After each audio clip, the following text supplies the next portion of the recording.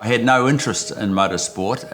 My cousin invited me to go to a hill climb, and I didn't even know what a hill climb was. And so I needed a car, so my father had a Morris 1100 in the garage at home, and I said, well, I'll take that. And Dad didn't know what a hill climb was either, so I went off to the hill climb. And what I did discover is that even though I failed at school, I was very successful in my first ever drive, and I did very well. I really decided from day one when I went to that hill climb, something I'd never experienced in my life before, that this is something that I really wanted to do.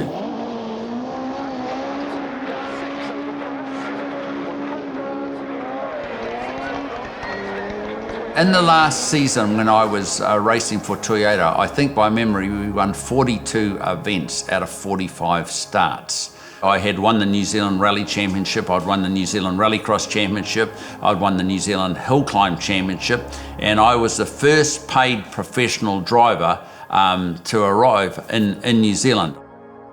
We were doing a rally in the Toyota Corolla down at Tokoroa, and we went down, and the furthest point south was Tokoroa, and we had a meal break.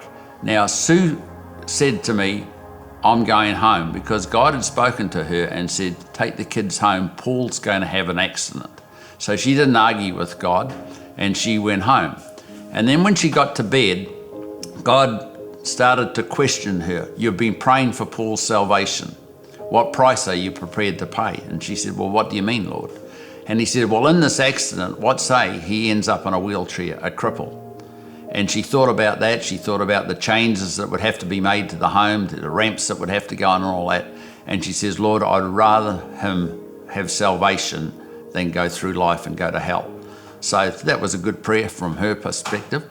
I left the meal break down there, and I remember going to the special stage after that meal break, and God began to speak to me. And he began to run down my life and listing all the things that I was doing wrong. And he said, you're going to have an accident. I'm going to shake you up.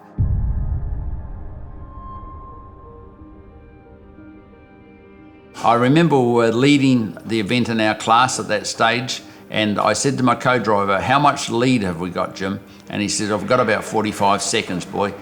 And I remember we were doing about 150 or 160 kilometres an hour, and we were coming up over a very fast right-hand turn, all on tarmac, and I was going to go downhill to the finish. And I remember as I entered the corner, I laughed to myself, thought, what a stupid thought, you're going to have a crash.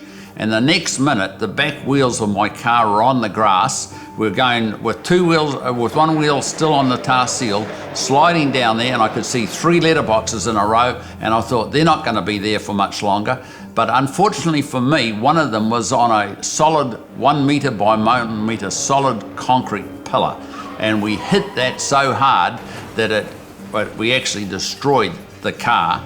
The boys tell me that if we had hit that pillar about 5 or 10 millimetres further back in the car, it actually hit on the strongest point of the car. They said it would have probably cut the car in half, and we would have been seriously injured. It was probably the worst accident I've ever had in my life. We loaded the car up onto the trailer, we took it home. Sue hadn't had any communication from me. I walked into the bedroom, and the first question she asked me was, how bad's the car? Sort of speaks to you a little bit. Now you'd think the next day I'd get out of bed and I'd be a new man, but no, I wasn't. He still had to work on me for another couple of years before I finally gave my life to Christ. But I'm just thankful for my wife that she continued to pray for me.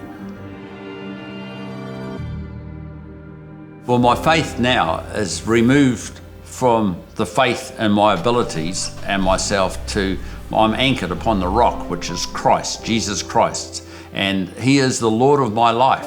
So you're really a servant to God. Now that can sound strange if you don't understand it, but that's a privilege.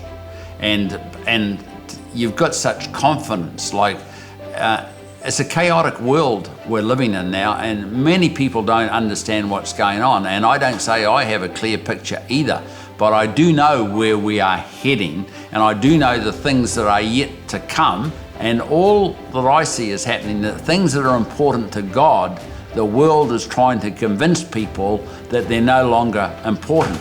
And yet, do they ever look at the results of what they achieve? Because when we were racing, The stopwatch was what told us whether we're going better or we're going slower, because many times the car felt fast and the stopwatch said it was slower. So you must believe the stopwatch. I must believe God's words. And when I look at the fruit of my wife, I look at the fruit of my children, I look at the fruit of my grandchildren, I say, God, you are good. You do know the way.